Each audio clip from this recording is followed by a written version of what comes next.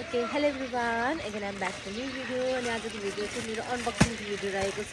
मैले चाहिँ यो वस्त्र कलेक्सनबाट लुगा मगाएको थिएँ। मैले 15 डिसेम्बरमा मगाएको थिएँ हैन। अनि 30 डिसेम्बर हो। 15 दिनपछि मेरो लुगा आएको छ।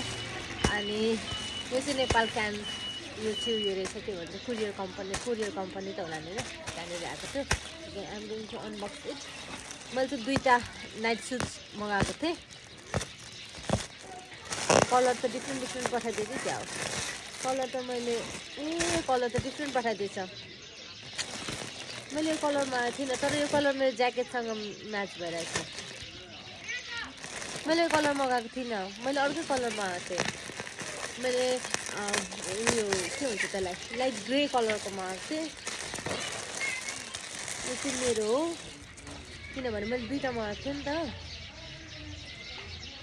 ओके, यो चाहिँ मैले पकेट्स भएर मगाएको है। मेन चाहिँ मलाई यो पकेट्स देखेर मगाएको यो बोक्नुको लागि क्या, मोबाइल बोक्नुको लागि इजी हुन्छ भनेर यो मगाएको थिएँ।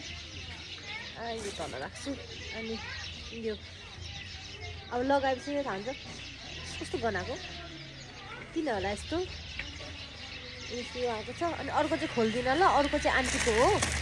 अर्को चाहिँ यो कलरमा आएको थियो। यो कलर चाहिँ मगाएको थिएँ मैले आन्टीको लागि मगाएको थिएँ यो कलर चाहिँ। अनि यो हो डिफ्रेन्ट कलर आएछ। अब के गर्नु, मैले मगाएको चाहिँ लाइट ग्रे मगाएको थिएँ। यो कलर पठाइदिनु भएछ। यो त ठुलो साइज पनि।